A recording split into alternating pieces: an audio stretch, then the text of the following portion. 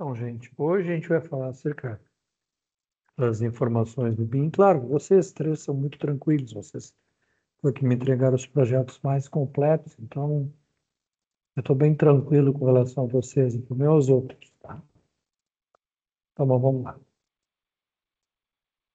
Então, as ferramentas que a gente possui no BIM, né, que nos auxiliam para a gente iniciar nossa obra, e se tornam cada vez mais comuns, né? Então, tudo que eu consigo, né, transformar isso em forma de controle, de gestão de obras, faz com que eu acabe reduzindo o custeio total do meu empreendimento. Então, a produção da documentação, a produção de documentação do projeto, vem a qualidade e eficiência em comparação com os métodos antigos do CAD. Então, o PIN integra capacidades da análise, tá, e desempenho do edifício às funções que tem no nosso projeto. Então, a primeira coisa que a gente tem que avaliar quando a gente vai iniciar um projeto é determinar qual é a necessidade que ele tem. Então, a gente tem que fazer uma boa conversa com ele, né? Então, por exemplo, se o cliente necessita, por exemplo, economizar custos totais em termos de execução, por exemplo, o cara tem um prazo para ocupar um imóvel, né? Então tem uma necessidade em termos familiares de que a obra seja mais acelerada. Então eu tenho que, na verdade, colocar uma energia nesse meu projeto, que eu consiga projetar que essa obra seja concluída no prazo que a gente acordou com o nosso cliente. Tá? Então o projeto que a gente desenvolve no Revit, ele permite que a gente consiga extrair informações e que a gente consiga cumprir esse cronograma de obra. Então, esses relatórios quantitativos, que são gerados pelo software, ele pode não atender exatamente o que o cliente quer. Aí, o que a gente pode fazer? Bom, então, com relação aos orçamentos, então, a gente pode extrair dados do Revit que constata-se um cronograma mínimo era de 13 meses e excede o esperado. Então, por exemplo, um exemplo que ocasionou essa problemática. Se escolheu uma cerâmica importada da cozinha, por exemplo, de 20 metros quadrados. Isso demanda um tempo de entrega que pode vir a atrasar a obra. Então, como é que eu posso usar o Revit, por exemplo, para ajustar essas condições do projeto e encontrar condições que satisfaçam essas novas condicionantes? Então, a vantagem do Bing nos permite que a gente faça a prevenção de erros no projeto. Então, os projetos executivos com pouca informação geram necessidade de correção no canteiro, que demanda tempo e custos adicionais na aplicação e no desenvolvimento da obra. Então, os modelos de BIM, né, como o Revit, verificam circunstâncias reais da construção e nos permitem prever problemas de elaboração e soluções mais antecipadas a uma dada situação.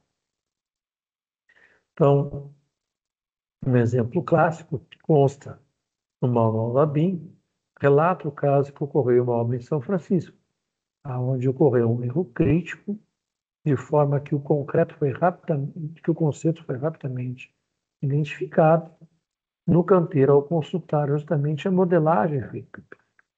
Então, a correção imediata propiciou que se fosse feito o lançamento de concreto e evitou que seria uma grande desperdício, uma grande despesa que teria sérias consequências estruturais nos três pisos superiores à obra. Aqui está um modelo conceitual da nossa execução da obra, de alocação, por exemplo, de um sistema de combate a incêndio. Então, o BIM é uma minha ferramenta geral de gerenciamento de obra, e ele utiliza, então, diferentes ferramentas para administrar os cronogramas de obra, ajustar os custos, verificar os materiais que estão sendo utilizados e levantar erros que possam acarretar em redundância na obra. Então, através dessa metodologia BIM, a gente consegue concentrar vários desses processos, evitando falhas de sincronismo, falhas de gestão, falhas de execução do projeto.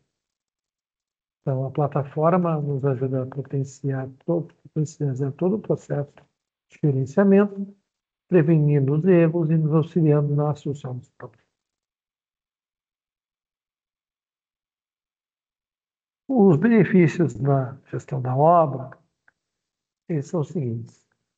O primeiro benefício é o acompanhamento. Então, nos dá exatamente o estado que está em empreendimento, e identificando, por exemplo, onde tem áreas com atraso no andamento do empreendimento.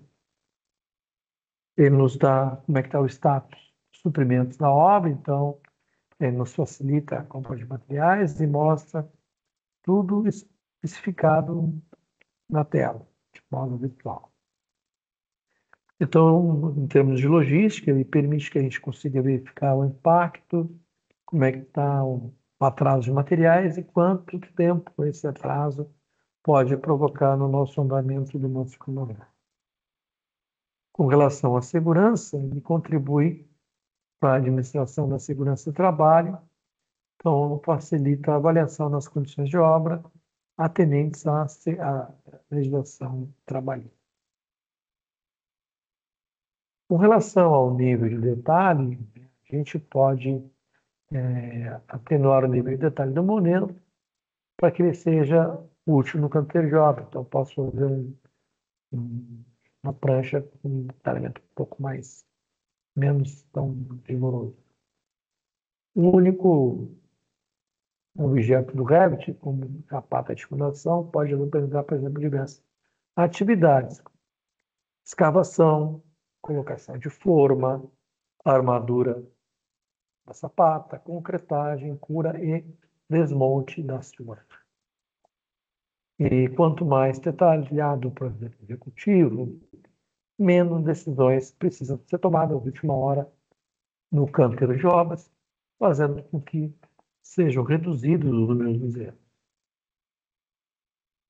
Para que eu consiga fazer a extração dos quantitativos dos orçamentos, a plataforma possibilita, então, que a gente faça o lançamento da estimativa desses custos. Quanto mais completo o projeto, mais precisos são estes valores.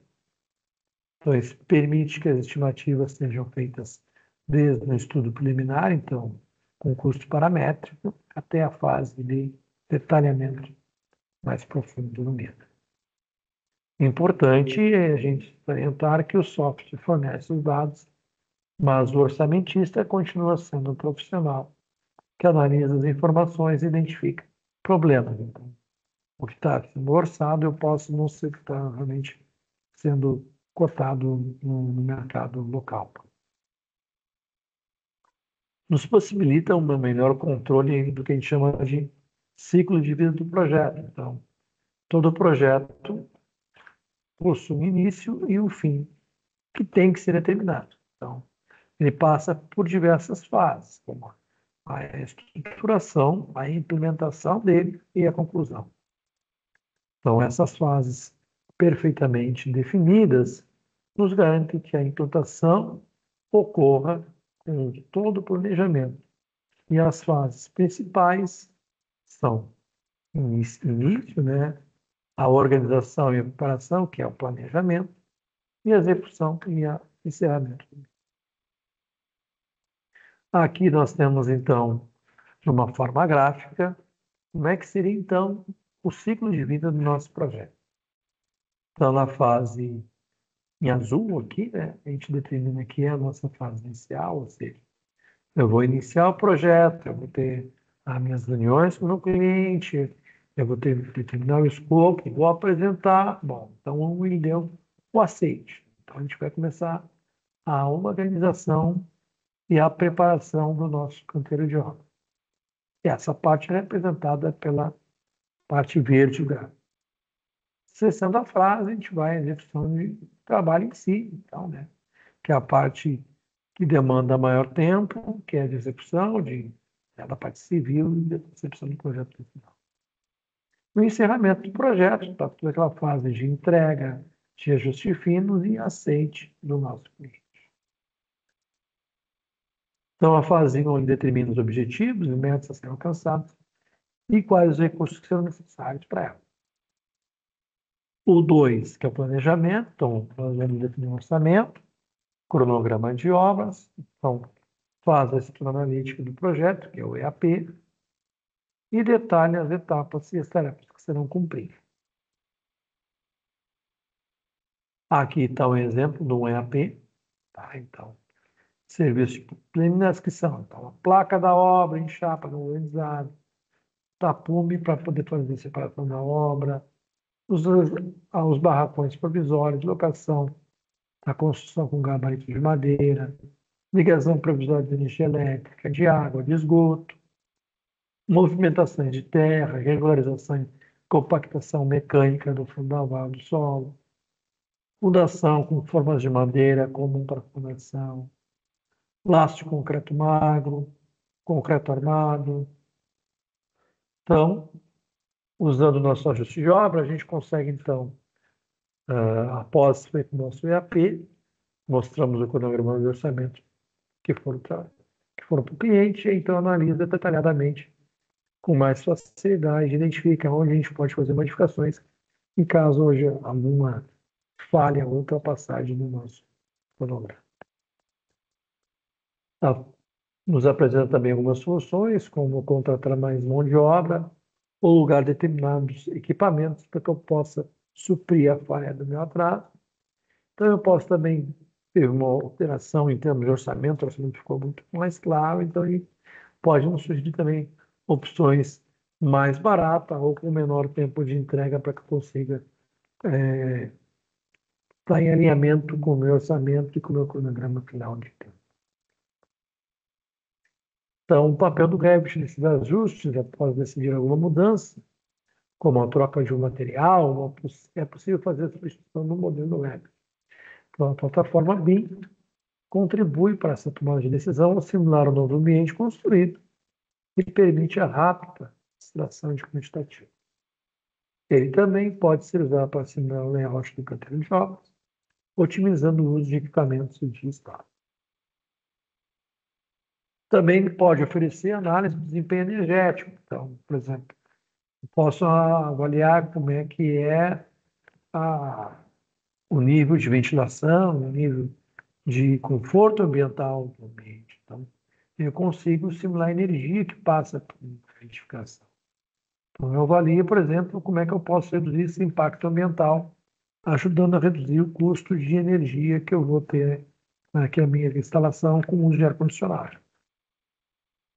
Então, ela mede o uso de energia, então, de eletricidade ou de combustível, caso eu tenha um conjunto de boidas para aquecimento de água, por exemplo, com base na geometria, no clima e no tipo de construção dos sistemas que a gente utilizou no projeto.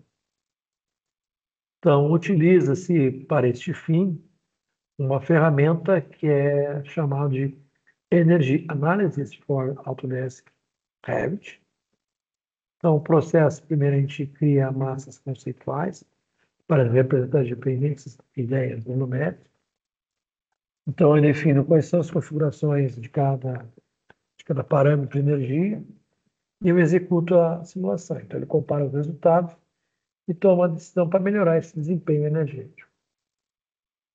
Então, por exemplo, eu tenho uma unidade tenho uma casa com superaquecimento. Então, o Revit vai analisar esse problema de, por exemplo, de irradiação solar numa fachada determinada do meu empreendimento, que pode estar causando superaquecimento no meu ambiente interno.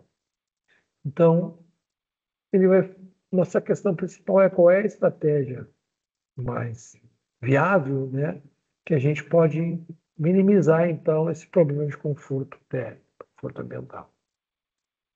Então, a disciplina de conforto ambiental nos oferece algumas soluções para um consumo energético mais eficiente com resfriamento. Então, uma solução, por exemplo, é fazer a rotação da edificação conforme o meu projeto, visando que eu oriente a fachada onde a minha radiação solar for menos intensa.